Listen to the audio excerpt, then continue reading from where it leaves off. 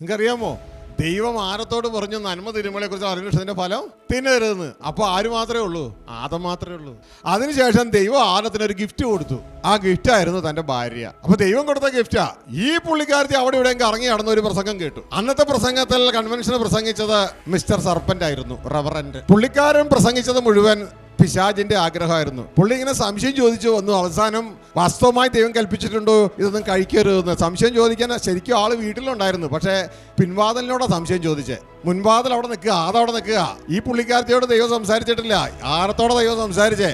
ഈ ആദമാണ് ഈ പുള്ളിക്കാരത്തിക്ക് ഇത് പറഞ്ഞു കൊടുത്തത്, ദൈവം എന്നെ ഇന്നിനെ പറഞ്ഞിട്ടുണ്ടെന്ന്. അപ്പോ സംശയം ചോദിച്ചു വന്നപ്പോ ഹവ്വ ആദ്യത്തെ ബൈബിൾ ക്ലാസ് നടത്തിയതാണ് പുള്ളി. ആദ്യത്തെ ബൈബിൾ ക്ലാസ് പിശാചിന്. ആ ബൈബിൾ ക്ലാസ് നടത്തിയപ്പോൾ ഹവ്വ പറഞ്ഞു തിന്നരുതെന്ന് മാത്രമല്ല തൊടരുതെന്നും കൂടെ ദൈവം പറഞ്ഞിട്ടുണ്ടെന്ന് പറഞ്ഞു. ഉടനെ പിശാച് അടുത്ത ചോദ്യം എടുത്തിട്ട് വന്നു. തിന്നാൻ നിങ്ങൾ മരിക്കത്തില്ലെന്ന് മാത്രമല്ല, അപ്പൊ ശ്രദ്ധിച്ച്, തിന്നാൻ നിങ്ങൾ എന്തില്ല, മരിക്കത്തില്ല എന്ന് മാത്രമല്ല. ഹവ്വ ഇത് വിശ്വസിച്ച ദൈവം ആരായി? നുണയൻ അല്ലേ? നുണയൻ. പിന്നെ അടുത്തത്, നിങ്ങൾ ദൈവത്തെ പോലെ ആകുമെന്ന് ദൈവം അറിയുന്നു. അതായത് നിങ്ങളെ ദൈവത്തെ പോലെ ആകും. പുള്ളിക്കാരൻ അതറിയാം. അസൂയ ഒരെണ്ണം പോലും പുള്ളിനെ പോലെ ആകരുത്. നിങ്ങൾക്കൊരു നന്മ വരുന്ന അതിയാൻ ഇഷ്ടമൊന്നും അല്ല എന്നും കൂടി വരത്തി ചേർത്തു. ദൈവത്തിൻ്റെ ഒരു കുത്തും കൊടുത്തു. മനസ്സിലായോ? അപ്പൊ ഇത് രണ്ടും കിട്ടിക്കഴിഞ്ഞപ്പോ ഹവ്വയുടെ നോട്ടത്തിൽ ഇപ്പൊ ദൈവം ആരാ?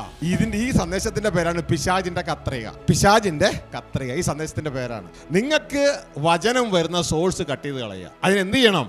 എവിടെ നിന്നാണോ നിങ്ങൾക്ക് വചനം വരുന്നത് ആ വ്യക്തിയുടെ സാക്ഷ്യം അങ്ങ് ഇല്ലാതാക്കണം. എവിടെ? നിങ്ങളുടെ ഹൃദയത്തിൽ. ആ പാസ്റ്റർ അങ്ങനത്തെ ആയിരുന്നല്ലേ, എന്റെ ദൈവമേ. എടി ഞാളെ അടുത്ത ആഴ്ച പോലും ഞാൻ വരുന്നില്ലട്ടാ. ഇവിടുത്തെ തെക്കലെ വാസുവിന്റെ മോള് എന്നോട് പറഞ്ഞേ ആ പാസ്റ്റർ അങ്ങനത്തെ ആണെന്ന്. ആണോ? ഞാനും തോന്നില്ല. കട്ട് ചെയ്തേണ്ട.